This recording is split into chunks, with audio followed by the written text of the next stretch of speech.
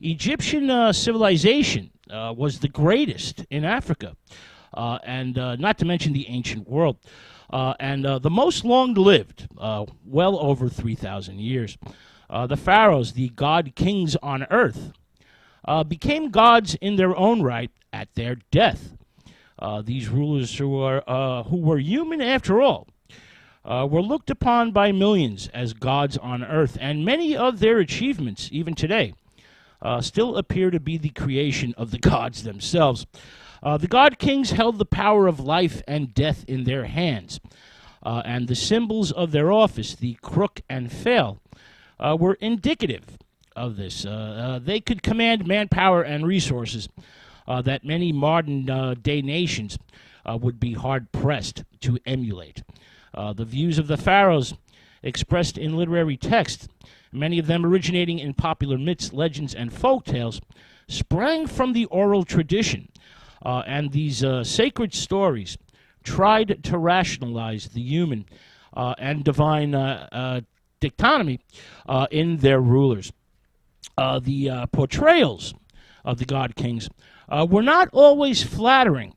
For example, sometimes Pharaoh was an intolerant tyrant or an ineffectual father who could not protect his son from fate. The Egyptian myths and legends often reflect the true feeling of the common people, and sometimes the ruler was a relatively minor figure whose influence on the action of the story is minimal at best. The images of the pharaohs in these folk tales often conflict with the depictions on temple walls and the descriptions in religious text. And the concepts inherent in monumental architecture and statuary. The pharaohs can sometimes be very different than portrayed in the hieroglyphics, for example. Now, the possible explanation for this is the simple fact that the Egyptian world, the Egyptian universe, was filled with duality. For example, you have Upper and Lower Egypt, the concepts of balance and chaos, the concept of light and dark, and the solar and chthonic, of course, plus a myriad of other paired couplets. An Egyptian dualistic world that envisioned the god King Pharaoh as both human and divine. The pharaoh functioned as the high priest to every god, and would make sacred offerings, interceding between the human and divine world. And it is the fluidity in his nature, the human and divine components, his duality, that often drives the god king's portrayals in the ancient myths and legends.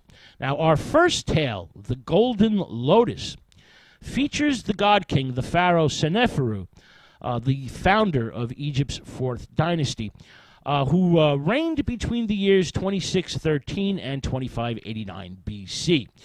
We know exactly when Seneferu ruled because the Egyptians kept very, very good records. Now, Seneferu sent many expeditions beyond the boundaries of Egypt. For example, into Lebanon, to fetch great cedar logs needed for the temple doors and the great Egyptian sailing ships. He went into the land of Sinai for precious turquoise, where he was worshipped as a god.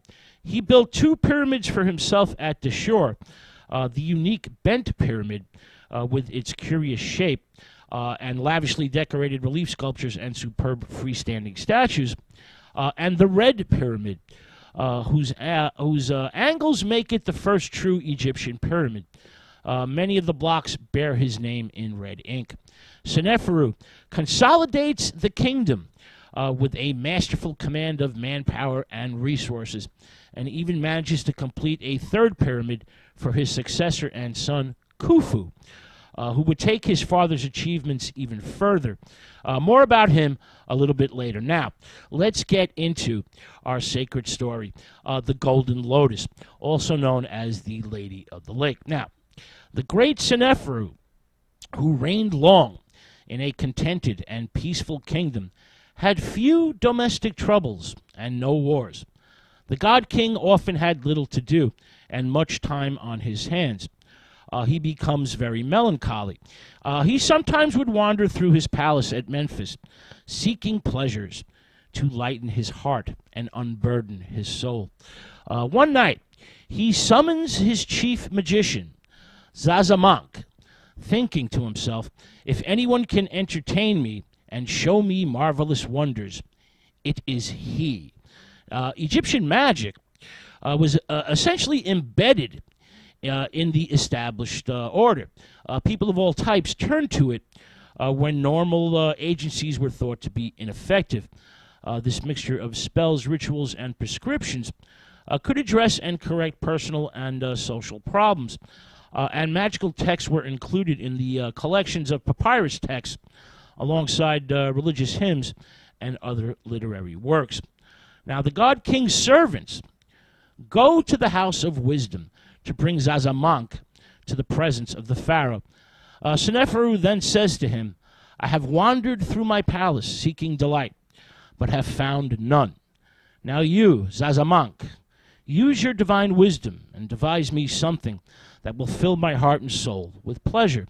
Zazamank then says to great Pharaoh, my counsel is that you go sailing upon the Nile and upon the great lake below Memphis. This will be no ordinary voyage if you follow my advice in all things. I know that you will show me great marvels, said the Pharaoh, so I shall order out the royal boat. And yet I am tired of sailing upon the Nile and upon the lake.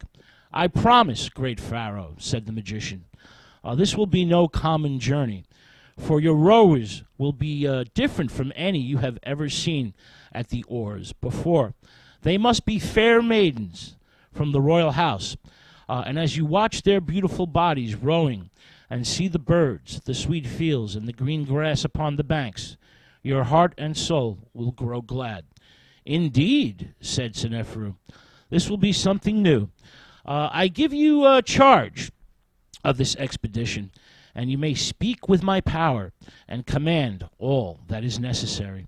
The great magician Zazamank said to the officers and servants of the pharaoh, bring me 20 oars of ebony inlaid with gold, with blades inlaid with electrum,